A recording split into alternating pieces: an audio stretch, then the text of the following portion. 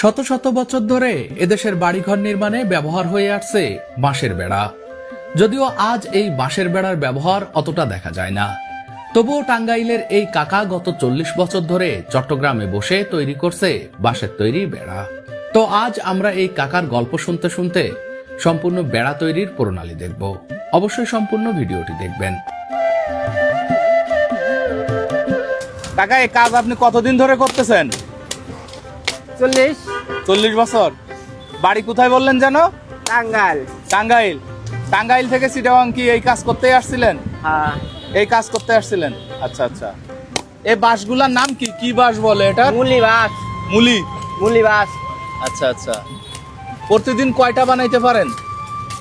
30টা 25টা। আচ্ছা, সেই 30-25টা এই চাচ বানাইতে কয়টা বাঁশ লাগে? এটা 100 লাগে বা 50ও লাগে। তার মানে 50টা বাঁশ প্রতিদিন আপনি এভাবে কাটেন? 50টা 30টা করে করি, সব দিন একরকম না। আচ্ছা আচ্ছা। এই প্রতিষ্ঠান কি আপনার নাকি আপনি এখানে কাজ করেন? আমি কাজ করতেছি।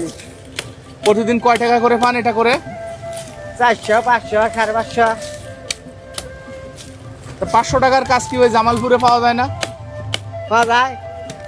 তা চিটাগাংয়ে চলে আসলেন যে? আমার যেটা অভ্যাস, আচ্ছা আমি তো গৃহস্থী কাজ করা হারাম না। আচ্ছা।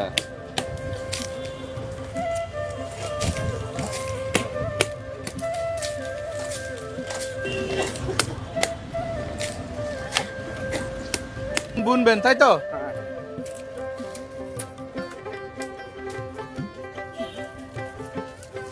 এটা কি একটা একটা পিস বুনলে পিসে পিসে টাকা দেয় আপনাকে?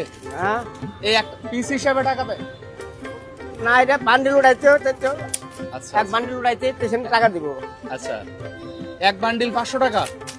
না, হ্যাঁ, এক বান্ডিল 400 টাকা 400 টাকা। তো প্রতিদিন এক বান্ডিল করে করতে পারেন? করিয়া বাড়ারি। আচ্ছা আচ্ছা। এগুলা টিকে কতদিন থাকবে এগুলা ঘরে?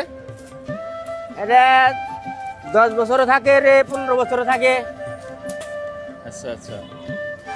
আবার 20 বছরও থাকে। 20 বছর এতদিন থাকবে? হ্যাঁ। এগুলা দিয়ে কি করা হয় মূলত?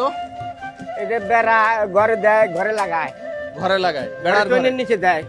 হ্যাঁ, টিনের নিচে দেয়, টিনের নিচে। টিনের নিচে দিলে কি হয়? হ্যাঁ। কি হয় টিনের নিচে দিলে? গরমটা ঠান্ডা লাগে না, কম। গরম কম লাগে? হ্যাঁ। আচ্ছা আচ্ছা। এই বাঁশ জন্মায় কোথায়? রাঙামাটিতে? হ্যাঁ। রাঙামাটিতে জন্মায়?